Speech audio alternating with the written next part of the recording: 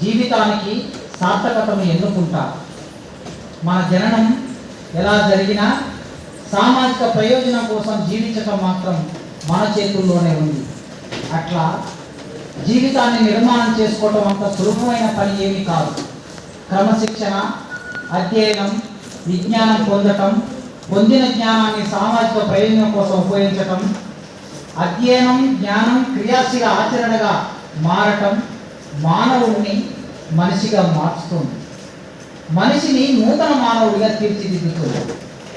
ఈ నేపథ్యంలో చూసినప్పుడు ఆచార్య ఇటిగాల పురుషోత్తం నూతన మానవుడిగా మారే పరిణామ దశలోకి ఇవ్వాల్సి ఒక సందర్భం. ఆయన పరిణామం